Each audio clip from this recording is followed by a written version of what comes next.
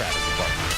That is right. We are following breaking news out of Dauphin County. Crews are on the scene of a vehicle fire on Interstate 81. It's actually on the 22-322 overpass going over Interstate 81. We're told a diesel tanker truck overturned. It caught fire. Our Janelle Knight is live at the scene now with more on this breaking story. Janelle? Well, I just want to step out of the way right away so you can just see how severe this tractor trailer fire is. As you mentioned, this is a ramp heading towards the 22-322 interchange in Dauphin County.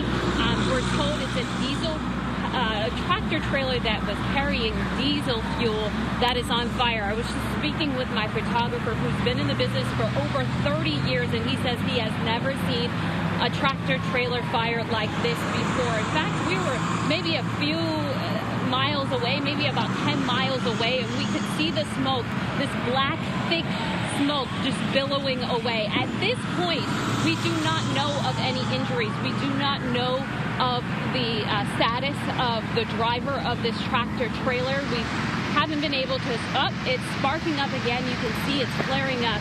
I've never seen a fire this fierce and for this long. We want to go back to the breaking news out of Susquehanna Township, Dauphin County this morning. Let's take a live look. This is the 22-322 overpass over Interstate 81 in Susquehanna Township, Dauphin County, the scene of a massive diesel tanker fire this morning.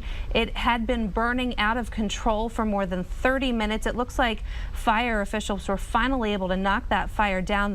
The smoke just moments ago was thick and black and could be seen for miles. You're seeing some white smoke now, which would indicate that the fire is being put out. That tractor or trailer that was hauling diesel fuel overturned on this ramp, this 22-322 ramp over Interstate 81, and just caused a massive fire. People are being urged to definitely avoid this area. We don't know about any possible injuries there, as we can see as they pour water on the fire, but it is causing major traffic problems. 81 is closed in both directions, all four lanes. We take the PennDOT camera there. That's at 22-322, the overpass, and it is causing major backups. Here is 81 at 83, the interchange. You can see all this traffic has been sitting still for quite a while. 81 at Front Street also.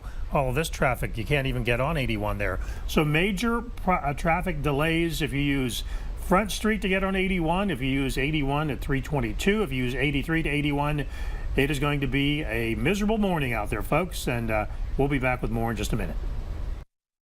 The fuel tanker that overturned in Dauphin County and erupted in flames, as you just saw, has led to the closure of 3 roadways that are essentially stacked on top of each other. I-81, the ramp to 322 West, and Route 22 East, all in Susquehanna Township. And they will remain closed for a while. All of that is between Progress Avenue and Front Street, moments before police closed the area down. ABC 27 viewer Ian Safko drove past the fire, took video with his phone, and posted it to our ABC 27 Facebook page. Now listen closely to this next video clip and watch for the fireballs.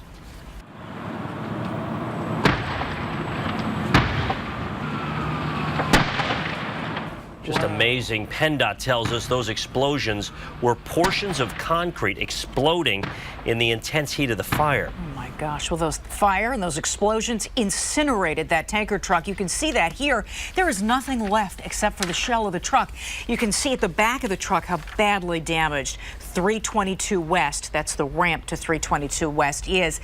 The tanker was carrying 7,500 gallons of diesel fuel. That's why that fire was so humongous. Amazingly, the driver walked away with minor injuries. He is 52-year-old Thomas Euchre of Dover, York County. We also got up in a helicopter to take a look that way as well. You can see that contrast between the charred highway and the non-charred highway. 64,000 vehicles use this particular stretch of 81 every day. Here you can see a few cars there belong to police and PennDOT. Mark Hall kicks off our team coverage live in Susquehanna Township. Mark. Well, Alicia, it began early this morning when a big truck flipped and things just continued to get worse across the board. Smoke and flames could be seen for miles as the tanker truck carrying 7,500 gallons of diesel fuel continued to burn on the ramp that connects northbound 81 to westbound Route 22-322. Employees who work at the nearby First Student Bus Company saw it all unfold before help arrived. I went to the hill and I seen flames on the road, and then I heard a boom, and then more flames. And I stood up on the rail of my car and I could see, and you could feel the heat. State police say the tanker that came from Tamarack Enterprises of Carlisle turned on its side, and moments later there was an explosion. And soon after that, the big rig was fully engulfed in flames. Investigators say 52-year-old Thomas Euchre of Dover, York County, made it out with minor burns and was taken to a hospital. The fact that he made it out alive was a talker on scene. I'm not too sure how he got out. Sure, just quick thinking. Truck probably overturned, and it was just instinct to get out of the truck. While fire crews were fighting flames, people were fighting to get to work because of the traffic backups caused by the crash. You sit for like 10 minutes and then you only move an inch. And everyone at the highway trying to get off was beeping.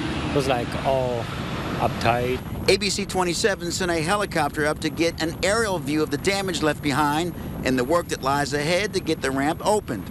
Meanwhile, people are bracing for more traffic delays. Just to get on Lingostown Road, it looked like there was a line of traffic coming from the east. It was about a mile long. And again, the driver, 52-year-old Thomas Euchre, suffered minor injuries. He'll be okay. Still no official word on the cause of the accident. Working for you live in Dauphin County, Mark Hall, ABC 27 News. All right, Mark, thank you. Harrisburg auctioned off its artifacts last week. Or did it? ABC 27 has reported several times through the years on a Revolutionary warship owned by the city that did not go to the highest bidder last week. So where is it? Today, we help solve one of history's mysteries. The Royal Savage, Benedict Arnold's flagship in the Revolutionary War, was sunk on Lake Champlain in 1776.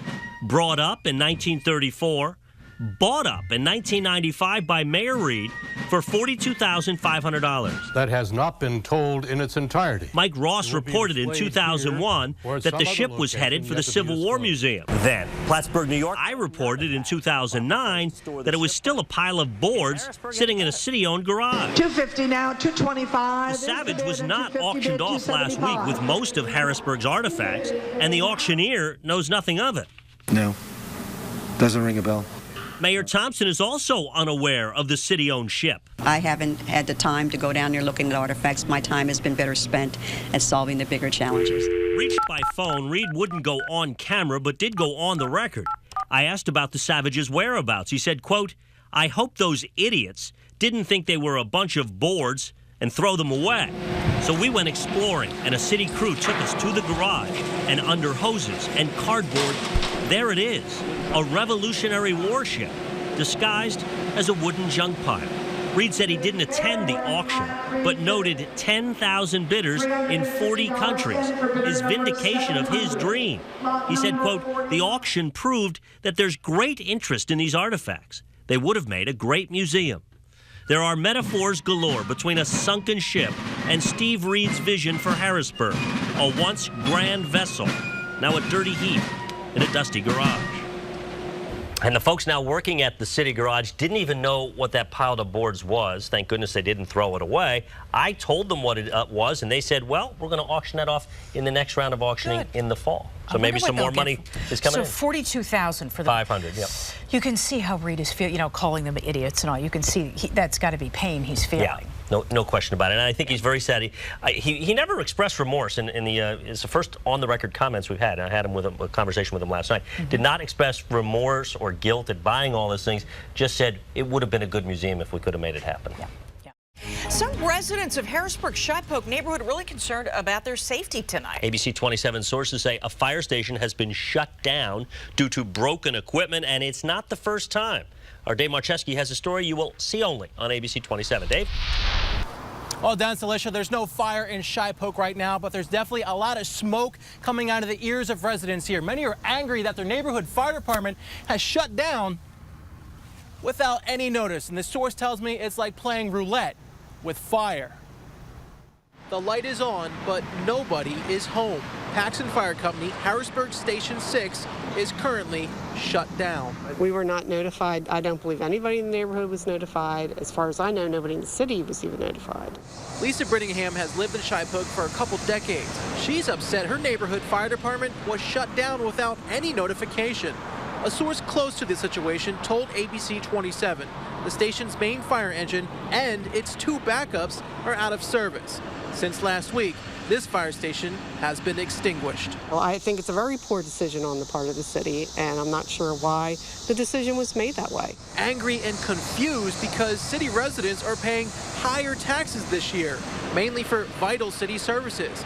And as they see it, with this fire station closed, more money with a risky return. I do hope that the management of the city will figure out somehow to put a proper perspective on how to budget money for critical services.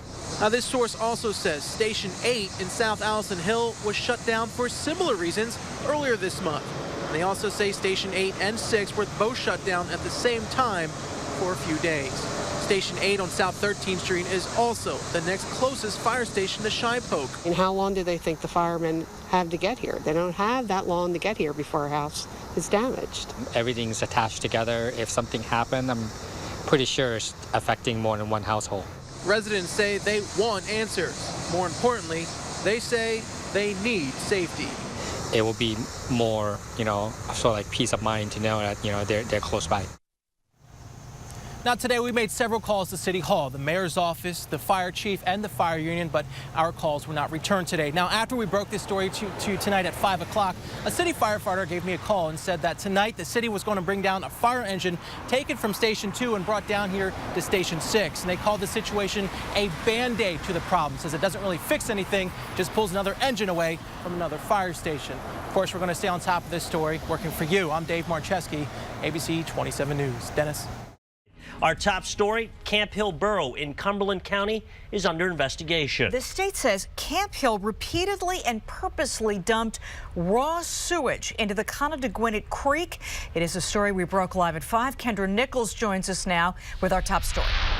This is not good news, and DEP will do a thorough investigation. DEP says someone tipped them off that Camp Hill Borough was illegally pumping sewage into the Connedaguinet Creek since 2011, and the source was this pumping station at Siebert Park. As their pump stations can't handle the amount of sewage with the influx of groundwater during a wet season. That's the main problem they're experiencing. This problem led to them having to purposely bypass into local rivers there in Camp Hill Borough without informing DEP. Those who live downstream were not happy to hear the news.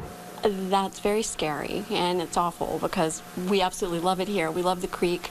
We actually just put in a dock this past summer down there, so we do spend a lot of time. I actually go wading out in the creek with the dogs, so that's very scary. DEP says they are looking at possibly fining the borough. We have to see how many times they did it, how much went into the river, and how long it's been happening for. So after we conduct our investigation, it'll give us a better picture of what the borough will be possibly looking at for fines. But either way, this can't continue to happen. The borough did release a lengthy statement to us, and this is part of it. They say in the past there were incidents during torrential precipitation events when Camp Hill was faced with a stark choice: allow raw sewage to back up into the homes of dozens of residents or bypass the borough's sewage pumping stations to prevent the backup into homes. Camp Hill recognizes that an environmental and health hazard can occur when a pumping station is bypassed. Faced with this dilemma during certain massive precipitation events, Camp Hill bypassed pumping stations to prevent creating a health hazard in people's homes. The borough also told us that they are in the process of upgrading their system, and they feel confident that when that happens, this won't happen again. We'll send it back to you. By the way, sewer bills are not cheap in Camp Hill. Kendra, it doesn't even sound like they asked for help with this big problem. Well, according to DEP, they never reached out to them to tell them that they were going to be doing this. And I can give you an example. During Hurricane Sandy, The local municipalities can reach out to DEP and say during this weather event we need to pump into the local creeks and rivers, and that's okay because DEP can then inform people that it's happening. And therein lies the problem. They never reached out to them, never told them they were doing this, so they couldn't reach out to the residents or check the wildlife to see how it was affecting them. Wow. All right. Kendra Nichols live tonight. Thank you, Kendra. And by the way, DEP says this investigation is probably going to take them several weeks. Customers have complained to the PUC, the Attorney General, and to ABC 27 about sky-high electric bills, and they've also railed to lawmakers who are now working on ways to regulate a deregulated market. Lawmakers have gotten the memo. Senator John Gordner's memo asking for support on his bill that would ban variable rate contracts for residential electric customers in Pennsylvania. What we've seen in the last 4 to 6 weeks is unconscionable. No one who signed up for a variable rate was expecting their rate to quadruple or quintuple. We all know something has to be done. What Senator Bob Mensch is doing is trashing a bill that he'd been pushing that would auction off consumers to electric suppliers. More than 6 in 10 Pennsylvanians have not shopped in the open marketplace of electricity. They're choosing not to choose. And Mensch says losing money in the process. People are leaving money on the table. Seniors are leaving money on the table. You could save $150 to $200 a year. But the recent complaints about shocking electric bills caused complaints about Mensch's bill that would force uneducated customers onto the open market. Companies would give the state $100 a head, raising an estimated $300 million for the Treasury.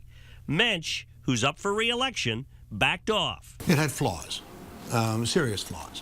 So it will die a slow death. Mensch's reworked bill will have reforms that would let customers get out of bad contracts immediately and put caps on how much variable rates can spike in a given month. Senator Rob Teplitz prefers the complete elimination of variable rates. If we're going to ask people to make the choice, we need to make it as easy as possible and that it benefit them as much as possible. There's too much of a downside on the variable rate side. As of today, the PUC has gotten 10,000 phone calls and has registered nearly 4,000 complaints about variable rate electric bills. Pennsylvania Gas and Electric is one of, if not the top, variable rate electric provider in the state. It's also #1 in terms of complaints. And today, its president and CEO tried to pull the plug on all that criticism. Doug Marcel is the president and CEO of Pennsylvania Gas and Electric. He flew in from Florida to tell lawmakers that his company was also victimized by January's spike in wholesale electricity costs. We did not price gouge. Price gouging is making a profit on an extreme set of circumstances. We actually lost money. We charged, in some cases, $30, and we were paying $40. How can a business survive that? I guess long-term you can't. Long-term, that's not a good business model, obviously. $274. But PG&E's business model includes cold calling potential customers. Esther Keeney of Dillsburg got one of them last summer. Oh, I didn't want to go with him. I kept saying no, and he said, "Oh, we can do better for you." So then I did. I went with him, and if I can get some money back, I deserve it. Esther's 72, on a fixed income, and in a one-bedroom apartment. Her bill last September was just over $20, about normal. Last month, nearly $275. I hate them. I shouldn't say that, but they took me. Marcel says PG&E has, on a case-by-case basis, given back more than $2.5 million in rebates. I tell him about Esther. That's a perfect example of someone we can help. So at Esther's house, we call customer service. Your call is important to us. In less than 3 minutes, Joseph is on the line saying Esther can get a rebate if she agrees to sign up to a fixed-rate plan for 2 years. She reacts immediately. No, I'm not interested. Okay. Well, that would be the only way to get a refund for this latest bill. I tell Joseph who I am and that I was just with the president of the company. He puts me on hold for a few minutes, comes back and says he must end the call, but takes my information.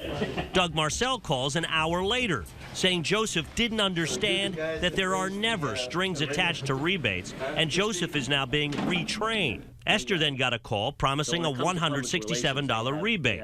But while the president did his best to mend fences with lawmakers, he still got work to do with customers like Esther. No, I don't believe him. I don't. Would you? And Marcel says PAG&E buys electricity on the wholesale market. That market spiked. His company had to pay the inflated price to meet demand. He insists his company lost money despite the fact that they're sending out sky-high bills to customers.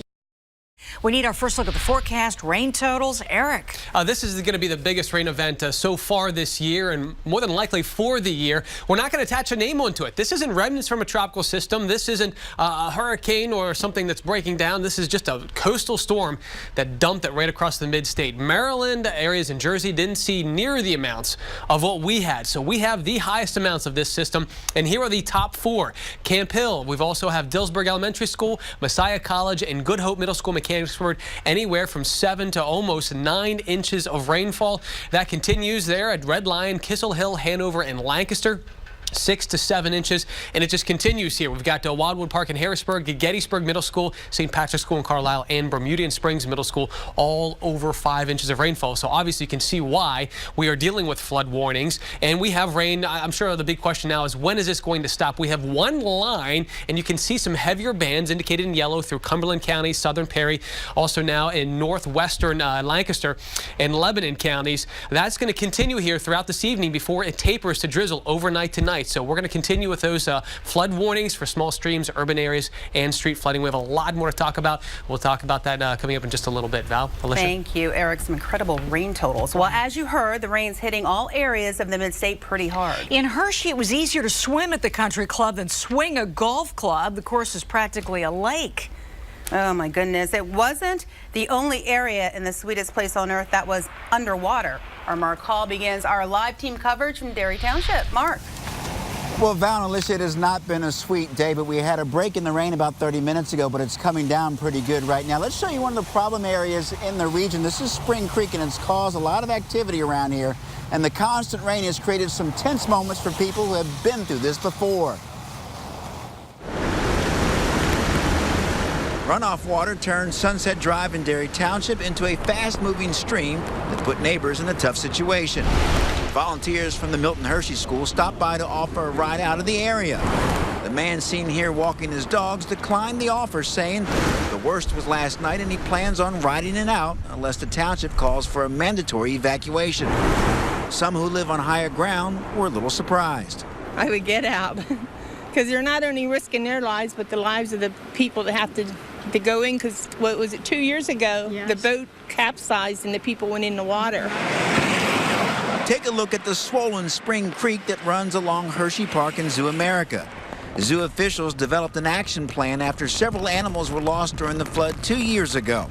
Zoo employees have worked around the clock, moving them to safer locations. It was a collaborative effort because the safety of our animals was, of course, on our minds throughout the night and into the early morning. Well, you can see the water is moving pretty good there on Spring Creek, and zoo officials will continue to monitor the water levels here. Working for you live in Derry Township, Dauphin County, Mark Hall, ABC 27 News. We'll send it back to you.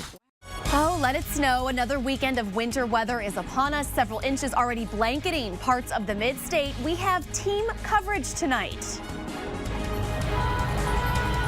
Well, I'll tell you, a little bit of snow is not enough to keep everybody inside. A lot of shoppers out and about in Algonaza. Have a live report from the West Shore.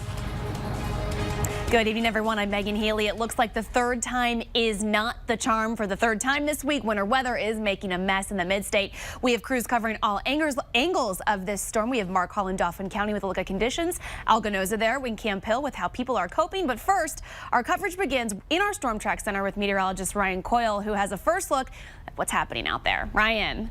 Yeah, Megan, you could say we're right in the thick of the storm as we speak here in the evening hours. We knew this whole time that it would really be just light snow during the day and then really getting into it here in the evening. So let's take a look at some of our cameras from around the region in HD at the ABC 27 Bureau in Carlisle. You can see traffic is moving, but the roads are snowpacked. Same story down in Chambersburg, where the plows have been out, and we continue to see them there in the foreground. But it looks beautiful with the Christmas lights up. You could see the Yorktown Hotel looking across the city of York, snow-covered roadways there as well. with low visibilities. Same story at the airport. Looks like they're actively plowing the tarmac there in the foreground as we speak as well. So here's Storm Track Doppler radar. There is a little bit of a gap there right in the middle of your screen, kind of moving through the region, but on the back side of it, we're still dealing with heavy bands of snowfall. You can see one of those bands is up in Upper Dauphin County, moving into parts of Northumberland, Union, Snyder County. We can also take you down toward southern Lancaster, southern York, where this eventually will start to mix with a little bit of sleet and freezing rain over the next couple of hours. But we stretch it back into parts of Franklin and Adams County. There's that secondary band. Within these bands, the potential for 1 to 2 inches of snow per hour, and that is why we have rough driving conditions all across the region. So here's a look at what we can expect the rest of the evening. Probably through about 9-10 p.m. is when we'll see our heaviest snowfall, and we will start to mix in that sleet. After that, it's really just more showers of freezing drizzle, freezing rain, especially to the south and east of Harrisburg. Here it is along I-81, more or less your divider line here, 4 to 8 inches. The farther north and west you go, the closer you'll be to that 8-inch range. Confusion and tense moments in Gettysburg after police say a car stolen sparked a chase while hundreds of thousands of people are in the borough for the 150th anniversary. Alex Hoff and Dan Kerrigan are live with our top story. Thank you so much, Val. We have just learned that the Independence Day parade scheduled for tonight in Gettysburg has been canceled due to this ongoing investigation. 2 people are now in the custody of police. That is a juvenile and an adult. And I have to say, up until around 3:30, we thought the only action here in Gettysburg was taking place behind us here on the battlefields. We were wrong about that. We've traveled just a few streets over in that direction, and here's what we found. We were sitting there and we heard these sirens. A couple minutes later, they kept getting closer. The car came down this way. When he hit the intersection, he was going so fast he like bottomed out. He's coming towards us. And then he came down, and I actually looked at him and said, you know, that car's not going to make that turn. And they locked him up and just went and hit the house. Yes, sir. Just bailed out the passenger side of the car and kind of ran in opposite directions. Sir, back up. It was just crazy.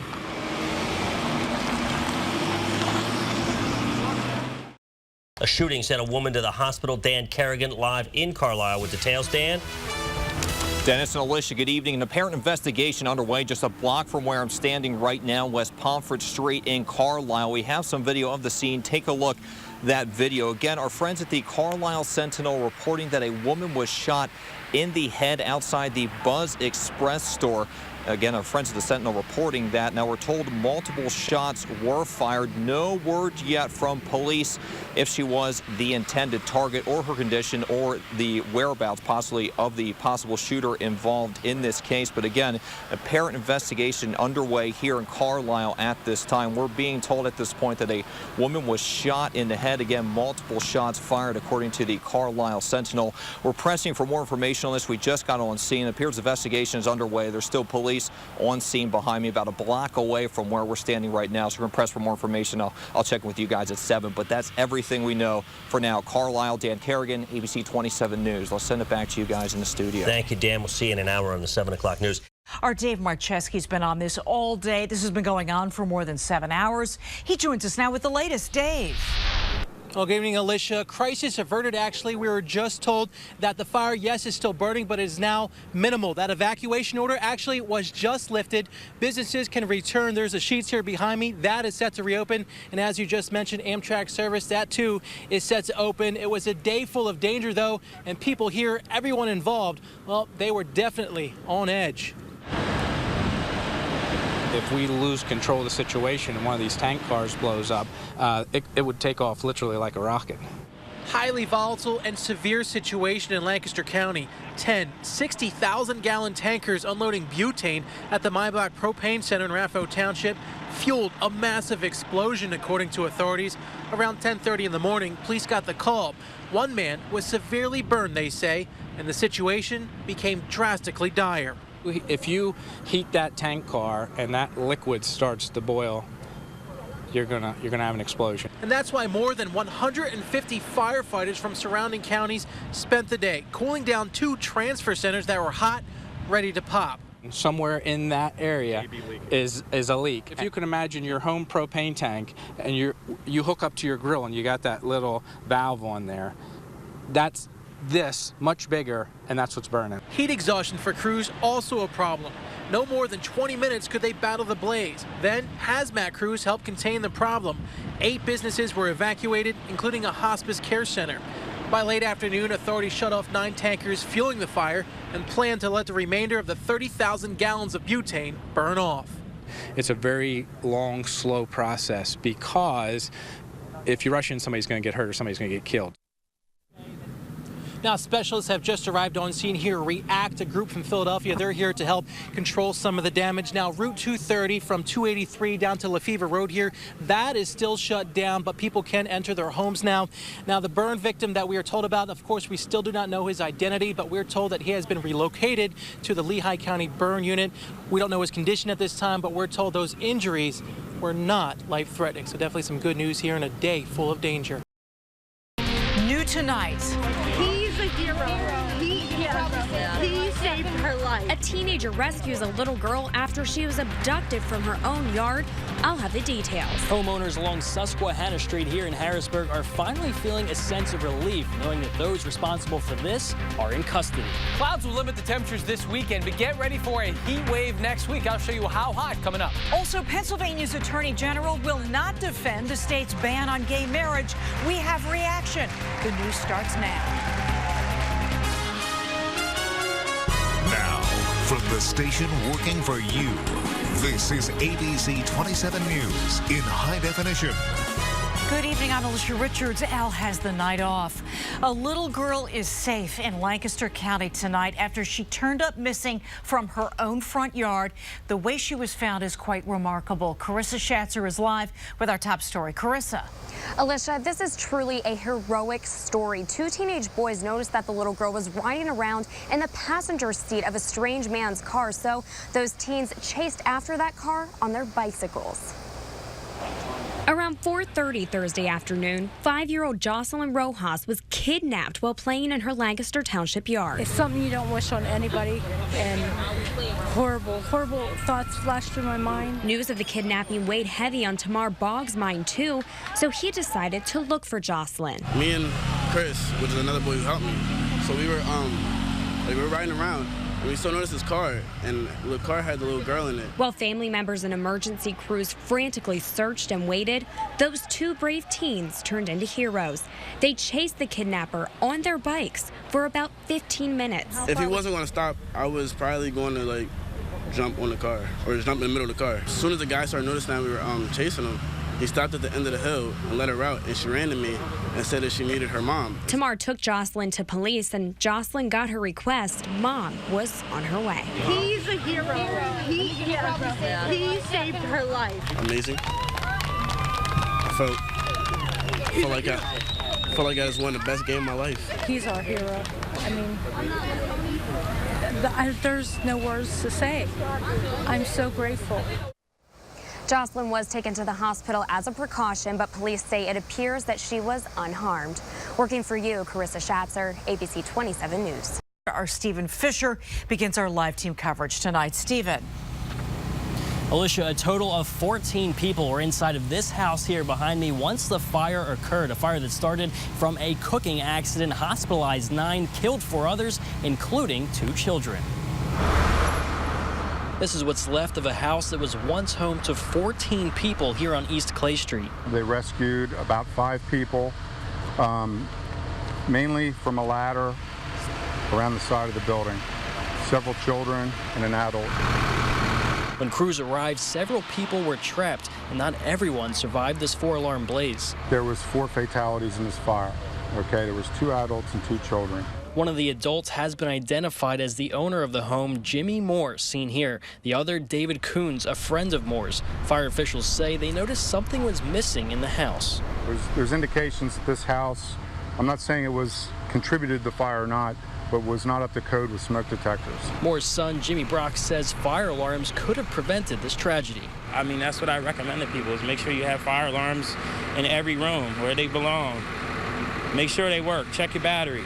Alan Shirk moved in just across the street from the fire. He says he's going to make sure his alarms work. I just moved in, and I can tell you in probably a minute's time I'm going to be pressing the the test buttons on my own fire detectors.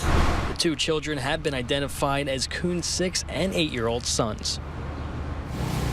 And adding to that, just a little while ago, we learned that the rest of the Kuhn family, a mother and 2 children, are in critical condition. Of course, we're working for you, and Carissa Schatzer joins us now with more. Carissa?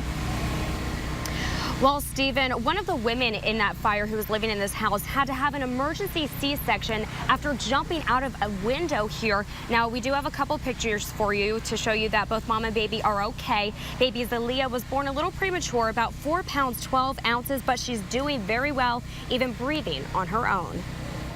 We look at it as a blessing in the sky from my father. He passed on his wings and sent it on to the baby. So what more can we ask for? His father, Jimmy Moore, is one of the fire victims. Moore's son tells us that he was a Vietnam War veteran who served from 68 to 69 in the 101st Airborne. His son says Moore owned this house on East Clay Street. He had escaped, but apparently ran back into his burning house to try and save the 13 other people who were inside. Some of those people were family members. Others were homeless people he opened his house up to.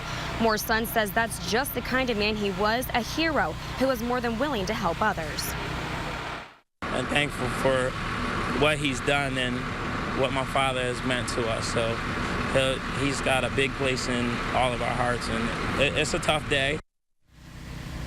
A tough day indeed. A veteran giving the ultimate sacrifice on Independence Day and about a month before his 65th birthday.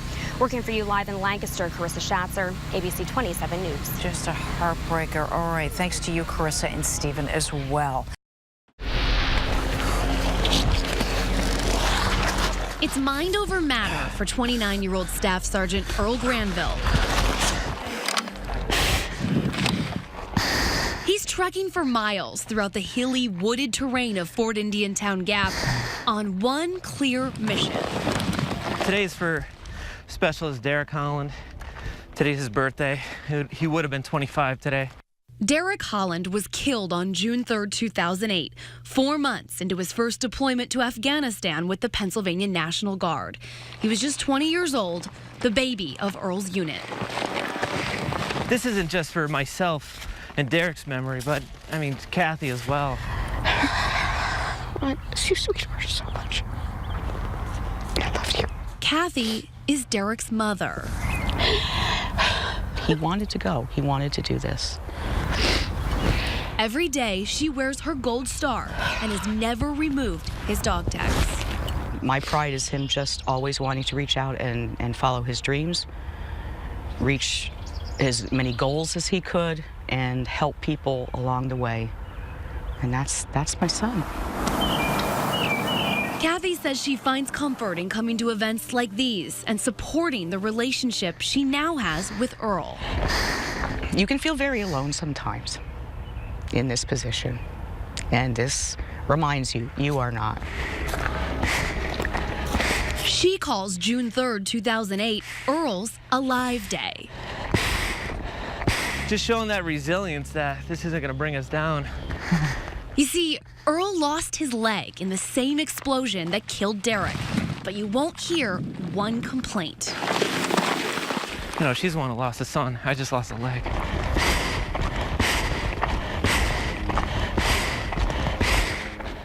Well, that course is a grueling 28 miles in honor of the 28th Infantry Division. Soldiers march in full uniform, as you saw, and 35-pound rucksacks. Civilians can also take part.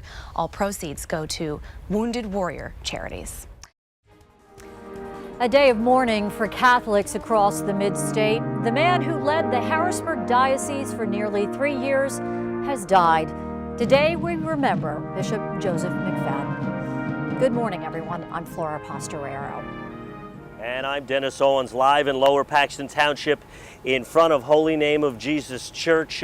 Here, as I said, in Lower Paxton Township, where in just a half hour the solemn funeral mass for Bishop Joseph McFadden will begin. Why are we here at Holy Name of Jesus Church and not at the cathedral in downtown Harrisburg? Well, the reason for that is logistics. This has been newly remodeled. It seats 1,400 people.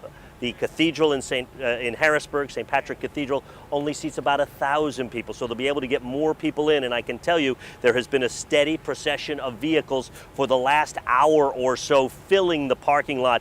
We are going to have a packed house for this funeral mass for Bishop Joseph McFadden. A number of bishops are here, including Archbishop Charles Chaput of Philadelphia. He will be the celebrant of today's mass, and there are a number of priests from Philadelphia, where Joe McFadden was from and so beloved in Philly. A steady stream of Philly priests are here to pay their respects to Joseph McFadden. Let's take a live look inside Holy Name of Jesus Church. For the next 2.5 hours, the 10th Bishop of Harrisburg will be remembered. When Bishop McFadden came in, he said to me, I have big shoes to fill, because he was replacing Kevin Rhodes, Bishop Rhodes, who went to Indiana, who was a local boy and a very popular here in this diocese. He said, I have big shoes to fill. I just hope I don't mess it up. Well, he didn't mess it up, but is it fair to say that the next guy coming in has some big shoes to fill as well?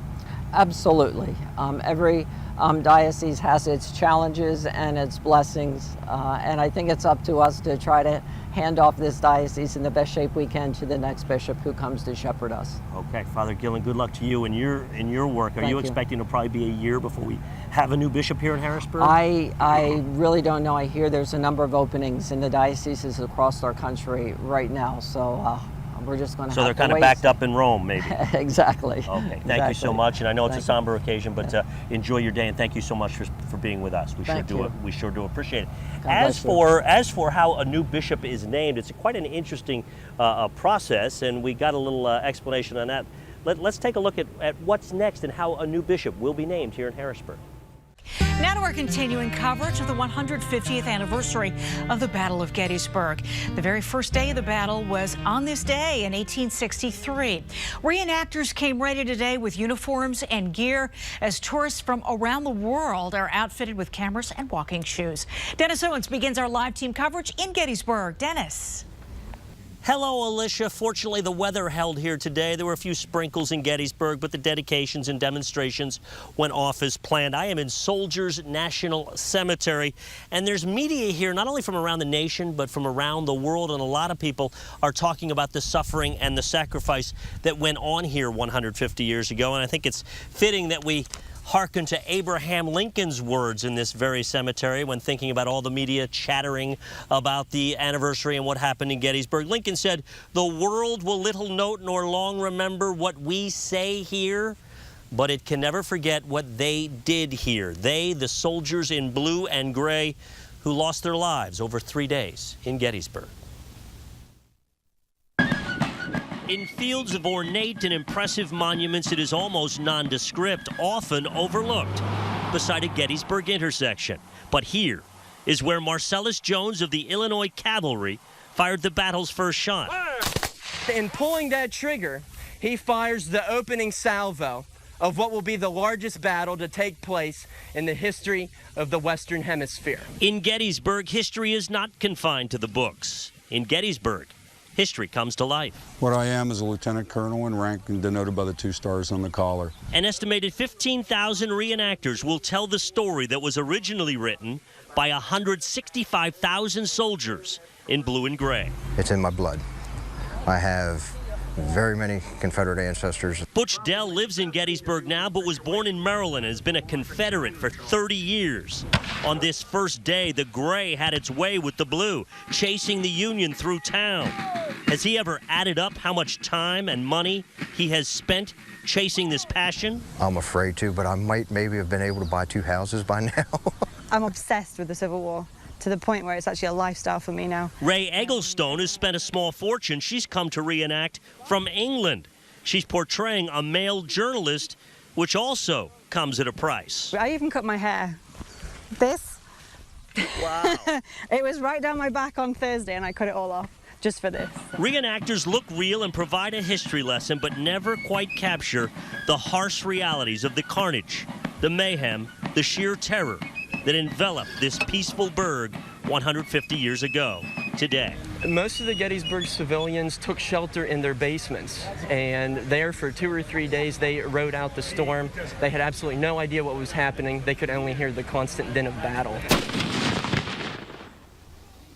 And we've been hearing the din of battle throughout the day as various reenactors fire off those cannons. Now, reenactors, of course, are only part of the equation. You need people to show up and watch the reenactors, and lots of people are indeed coming to Gettysburg. With more on that part of the story, our team coverage continues with our Alex Hoff. Hi, Alex. Hi, Dennis. We're here on Culp's Hill. This is that spot where you can get one of those really nice audio tours through your car, monument to monument, up this hillside. We have just this beautiful view in front of us. And this is probably one of the last roadways in this area that isn't too clogged up. We've heard it's nearly impossible to get in and out of the downtown right now by car as this anniversary continues forward. 250,000 history buffs are expected to descend upon this small town this week. Because of that, hotels in the area have been booked for the past year, and local businesses are enjoying a monumental boost. The Blue and Gray Grill was packed this morning. They were choosing a side for their burgers is definitely an experience. That means picking one named after either a Confederate or a Union general. Now, visitors traveled from as far away as Denmark and Australia. One family explained why they decided to drive from Alaska to Pennsylvania. We are American, and this is where we come from and where we originate from. And so we're all one country. One country indeed. And you know, as much as this traffic might be a pain, especially for the locals who live here, the idea of all of these people coming from all over other countries, all to pay tribute to what happened here and those who gave their lives here, that is something that is absolutely beautiful. Now, Dennis, I'll send it back to you. And also amazing, Alex, thank you very much for your report. The estimated $100 million in economic activity that is expected over these 10 days. Alicia Richards, by this time on that night, 150 years ago, some 50,000 troops had been engaged in the battle, but by the end of the 3 days, 165,000 in blue and gray would participate in what would become the bloodiest battle in the history of America on American soil. That's the story. Let's send it back to you. An amazing battle it was, and thanks to both you and Alex for bringing us those reports, Dennis. Good morning. Welcome to ABC 27 News Daybreak on this 6 a.m. hour of our special winter alert edition. I just got some snow in my mouth. I was just going to say, you need the hood up. It's like blocking it perfectly, but it is miserable out there. So if you don't have to come out here, why would you? It is because we're crazy. Just a mess. Several inches of snow. We've gotten reports in some portions of our viewing area. I mean, 5 inches have fallen so far, according to some of our viewers. And that's on top of the snow that was already here, and especially that ice. So like where we're standing right now, we do have some of that fresh snow, but it's also very hard underneath because of the ice that we had from last week. So let's go to the man who's laughing at us from inside the warm studio, Brett Thackra. We are following this, guys. Good morning, James and Allie. And right now we are seeing those heavy bands of snow lifting to the north. And you can see this on the radar. Now, we've gotten reports here from south of our region and across Baltimore and D.C. where up to a foot of snow has fallen, especially in some of those mountainous regions. So this is the type of snow that we can expect as it pushes here to the north. And especially in our southern tier counties right now, that is exactly what is going on. Farther to the north and west, there will be less snow, but snowfall rates of up to an inch or 2 per hour are going to be common here throughout the region as we move into the next several hours. You can also see this mix line moving slowly to the north and west as well. That could have an impact on totals here in some of our eastern counties later this afternoon. So this is a complex storm, and we're going to be forecasting and watching this thing as it develops across the region. As we move into this evening, the snow will slowly wind down, probably starting after about 7 o'clock, but then the winds pick up. So this is a very long duration event, which is why we do expect some decent amounts of snow. Let's go back outside to James and Allie. They have a look at the deteriorating roadways on this Thursday morning, guys. Deteriorating is the right word, Brett, because traffic out there, you know, the roads just snow covered. And we do have this one incident to tell you about. It is on Interstate 83. It is in the southbound lanes near the Derry Street exit 47. There's a crash there that has the lane restricted, and it's been there for about a half hour now. So be careful of that. Interstate 83 southbound in Dauphin County, that is our one trouble spot with a crash. Let's take a live look outside if we can at the South Bridge traffic there. It's a very slow go headed here into the Harrisburg area, and of course headed to areas across the mid-state. Harrisburg under a snow emergency this morning, as well as many other communities out there. So definitely stay inside if you can. If you have to go out, as we've been saying time and time again, just take it very, very slow. Yeah, it is one good thing that we're seeing taking all of these live looks across the region is that there are not a lot of people on the roads. Janelle Knight is live along Route 30 in Lancaster County. And Janelle, you said it seems a lot of people are heeding that advice to just stay inside today. Yes, they definitely should stay at home. It's definitely getting worse this morning. We've seen gradually the snow pick up and the wind start to blow. I can illustrate that for you. If you look down at the ground, those were my footprints I just made about 5 minutes ago. They're already filled with snow, a combination of the heavy snowfall and also the wind blowing the snow. So you can only imagine what that means for the roads. Look at Route 30 here in Lancaster. This is right near the outlets and Dutch Wonderland. Virtually nobody out there on the roadways, which is a good thing. PennDOT has been pretty diligent about coming down here and plowing away from some of the snow, but as you can imagine, the snow is just coming down so fast, so they have a big challenge of keeping up with the snow. So it's best, if you don't have to leave, to just stay at home. We will monitor the roads for you and keep you updated on what's going on here. But for now, I'm going to continue our team coverage with Erica Moffitt. She is live in Dauphin County. Good morning. Thanks, Janelle. Well, you know, since 4:30 this morning, we've been telling you pretty much the same thing. There's been very light snow. It almost doesn't look like too much, even though it's accumulating. I've got an update. It is coming down hard. It's really accumulating. It has picked up in kind of pace. The wind has picked up, and I just can't believe it because it's been so steady, and now it's managed to get even heavier out here. Good.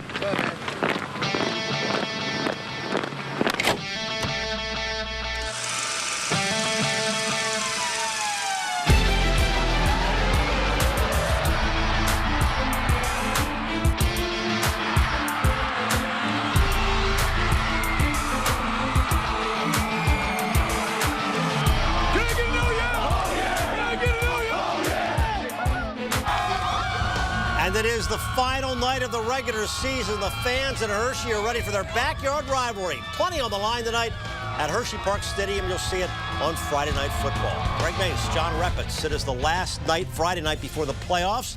So a lot on the line here tonight. Hard to believe the regular season started just 10 short weeks ago. Now it's all over.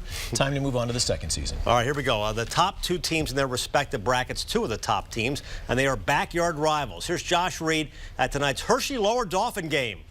Week one, I was at the Lower Dauphin game. They won, and they've been on a roll ever since then. The Falcon Nation is a little upset with me, though, because I haven't made back to a game since then. Allow me to reintroduce myself, Falcon Nation.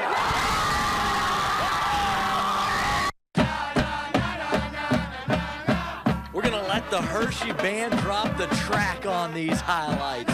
Lower Dauphin taking on Hershey. First quarter, no score. LD driving. Troy Spencer takes it in. And just like that, it's 7-zip Falcons. From the ABC 27 Storm Track Center, it's time to go beyond the forecast.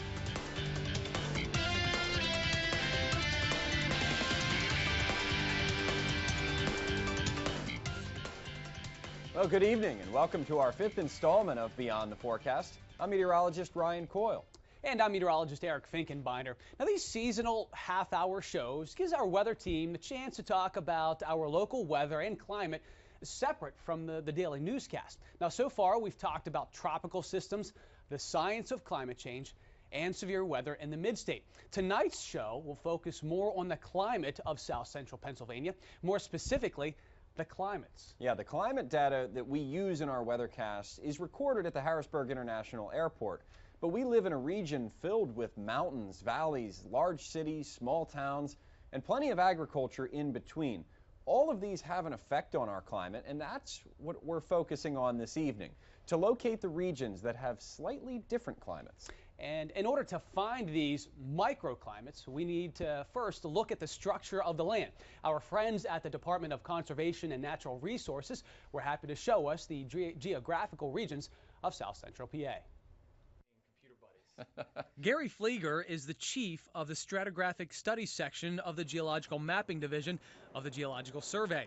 In order to find the geological regions of south central Pennsylvania, we first need to understand how it was formed. Several times there have been mountain building events to the east and southeast of Pennsylvania, and when those mountains were raised, they started to erode, and the sediment was transported into what's now south central Pennsylvania and deposited as sediment. There were many thousands of feet of sediment were deposited, and as the sediment was buried, it was turned into rock. During the last mountain building episode, North America and Africa collided, and it folded the rocks from the pressure of the two colliding continents, just similar to when a rug is crumpled when you push on it. Here's an example of a folded rock. There are several locations where you can view examples of the folding rock, including this small fold along Route 322 just as you enter the Lewistown Narrows. Erosion of this sediment over 150 to 200 million years resulted in two broad geological regions. There are two main distinct regions. One would be the Ridge and Valley, which is an area of long linear ridges and intervening valleys. And the other part of south central Pennsylvania would be the Piedmont, which is separated into two areas based on their origin. When you add a variety of weather conditions to these two provinces, we find four specific areas, each with its own climate. The narrow ridges and valleys of Perry, Mifflin, Juniata, and northern Dauphin counties, the Great Valley, South Mountain, and the low-lying Piedmont of Lancaster and York counties. We learn a little about each section, starting with the Ridge and Valley. It's an arcuate region of long linear ridges, narrow ridges, and intervening valleys. The ridges are made up of hard rocks that are resistant to erosion, such as sandstone, and the intervening valleys are soft rocks, which are not resistant to erosion, and that's why they're the low areas. They're mostly shale and limestone type rocks. The Great Valley is a very wide, long valley that goes from up in New York all the way down to northern Georgia or Alabama. It's an area that's fairly low relief because since it's a valley, it's obviously underlain by rocks that are easily eroded. South Mountain is the northern terminus of the Blue Ridge that goes all the way down to northern Georgia. It's fairly low and broad up in this area, and actually gets much wider down in the Great Smoky Mountain area. The Piedmont in south central Pennsylvania is divided into two areas.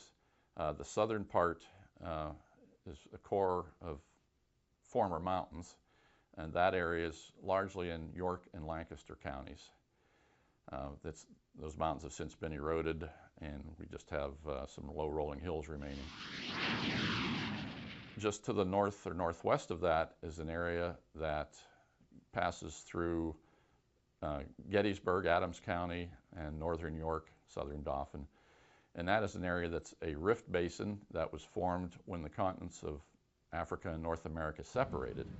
The mountains on either side of that were eroding, and sediment was washing into that basin, which has been filled in now.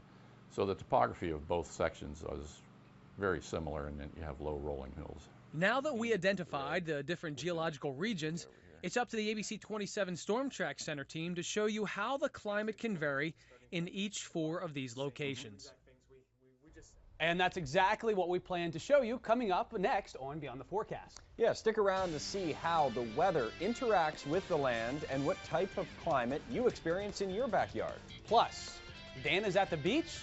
Well, not exactly, but he gets all sciencey as he explains how the Atlantic Ocean plays a big role in our climate. Stay with us.